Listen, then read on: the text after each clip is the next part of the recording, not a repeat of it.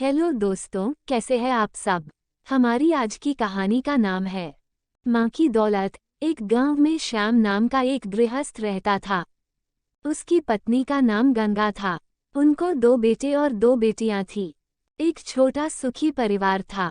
श्याम ने अपना सब पैसा उसके बेटे और बेटियां की पढ़ाई, शादी और उनके लिए अच्छे घर बनाने में खर्च कर दिया। श्याम के बेटे और बहुएं स्वार्थी थे। माँ बाप ने इतना सब किया था, फिर भी श्याम को अपने बेटे बहू के रेहेमो करम पर जीना पड़ रहा था। उन दोनों को बेटों और बहुओं से बहुत ज्यादा हीनता और अपमान का बर्ताव मिलता था। अचानक एक दिन श्याम की मृत्यु हो गई। वो बेचारा तो इस दर्द से मुक्त हो गया, पर गंगा मात्र अकेली रह गई। गंगा ऐसे ही उदास मनस्थिति में मंदिर गई। वहां उसे उनकी बचपन की सहेली शांता मिली। उसे देखकर उसे अच्छा लगा।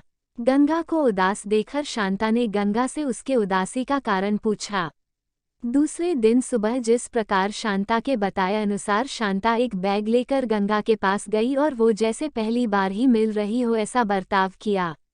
शांता ने गंगा को गले लगा लिया। गंगा ने शांता को पूछा, शांता तुम यहाँ हमारे गांव में कब आए और किसके घर ठहरी हो। गंगा के दोनों बहू गंगा की आवाज सुनकर तुरंत अंदर से बाहर आई। उन दोनों को देखकर शांता बोली, अरे मैं दूसरे घर पर कहाँ रहूं, हम दोनों मौसेरी बहनें हैं, तो भी सगी बहनों से ज्यादा हमारा रिश्ता अटूट है। मुझे जीजा जी गुजर गए मालूम पड़ा, इसलिए मैं तुम्हें मिलने के लिए और भेंट देने के लिए आई हूँ। पहले दिन तय किए अनुसार गंगा बोली, शांता तुम मुझे मिलने के लिए आई, यह सुनकर बहुत अच्छा लगा, पर तुम मुझे भेंट देने के लिए कुछ लाई हो, उसका अर्थ मुझे कुछ समझ में नहीं आया। शांता जानबूझकर रोने का सुर निकालकर बोली, अरे गंगा मुझे पता है कि आप दोनों ने तुम्हारा सभी पैसा बेटे बेटी के पढ़ाई, शादी और उनके लिए अच्छा घर बनाने के लिए खर्च कर डाले।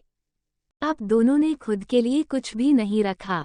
ये सब ठीक है क्योंकि आपके बेटे और बहुएं सभी अच्छे हैं, इसलिए वो तुमसे प्यार से बर्ताव करते हैं, तुम्हें अच्छे से संभालते हैं, इसका मुझे पूरा भरोसा है। लेकिन हमारे यहाँ पर सब उल्टा है। हमारी आर्थिक परिस्थिति अच्छी होकर भी बेटे पढ़े नहीं, इस वजह से वह कोई भी उद्योग धंधा करते नहीं है। उनको सिर्फ बैठकर खाना आता है। अमीर है, इस वजह से उनकी शादी भी हो गई, परंतु उनकी पत्नियां हम दोनों का बार बार अपमान करती रहती है और मेरे बच्चे वह देखकर भी कुछ भी नहीं बोलते उन्हें। फिर शांता आंखें पोंछने का नाटक करती है और वह आगे बोली, अभी ऐसी परिस्थिति में हम दोनों को जीने की इच्छा भी नहीं होती और अब हमारी जिंदगी भी कितनी बची है। इसलिए मैंने तय किया कि मेरे पति का नजदीकी कोई भी नहीं है और तुम्हारे सिवाय मेरा कोई भी नहीं है।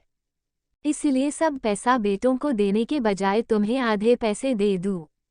ऐसा विचार करके मैं मेरे पति की रजामंदी से 25 तोला वजन के 10 सोने के गहने और 50,000 रुपये इस बैग में लाई हूँ।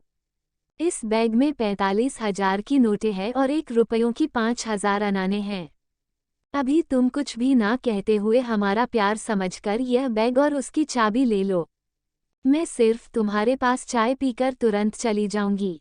शांता का ये बोलना सुनकर सास की बहन कोई सामान्य औरत नहीं है, बल्कि बहुत अमीर औरत है और धन की तिजोरी साथ लाई है, ऐसा विचार करके गंगा की बड़ी बहू प्यार का नाटक करके उनको बोली कि क्या मासी आप इतनी जल्दी क्यों जा रही हो, अभी आए हो तो रहो हमारे घर 2-4 दिन।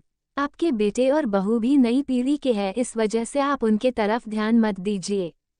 आप दोनों पति पत्नी ने आपका जीवन यशस्वी किया है, वैसे ही हमें भी उस बारे में मार्गदर्शन दिया तो अच्छा होगा और कैसे जीवन जीना है हमें भी समझ में आ जाएगा। तभी शांता उसे बोली, मेरे पति के दोस्त आज प्लेन से रात को 12 बजे हमारे घर आने वाले हैं, इस वजह से मुझे जाना होगा। हर एक मनुष्य के जिंदगी में ऐसा प्रसंग आता ही आता है कि जिसकी वजह से उसकी आंखें खुलती है और वो मनुष्य समझदार होगा तो उसे मार्ग दिखता है। ऐसा बोलकर शांता चाय पीकर वहां से चली गई। शांता के जाने के बाद गंगा के दोनों बेटे और बहुएं उससे बहुत अच्छा बर्ताव करने लगी, बहुत प्यार और देखभाल करने लगे। गंगा खाना खाने के बाद रात को अपने रूम में जाकर दरवाजे की कुंडी लगा लेती। शांता ने दिए हुए पैसे पत्थर पर पीटकर बजाकर गिनती थी। नानों का आवाज रात के समय स्पष्ट उनके बेटे और बहू को सुनाई देता था और उनका गंगा पर और ज्यादा प्यार बढ़ने लगता। ऐसा 5-6 महीने तक चलता रहा, लेकिन पैसे गिनने का काम मात्र खत्म नहीं हो रहा था। और ये सिलसिला गंगा ने अपने मरने तक चालू रखा। गंगा के आखिरी 6 साल खुशियों में बीते, परंतु एक दिन अचानक गंगा की मृत्यु हो गई। उसके जाने के बाद रिवाज और लोकलाज के लिए उसके बहुओं ने और बेटों ने आंसू बहाए।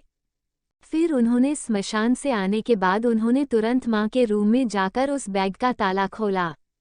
और क्या उनको धक्का लगा, क्योंकि उसमें सिर्फ पुराने समाचार पत्र, 4-5 वजनदार पत्थर और सिर्फ 1 रुपया था।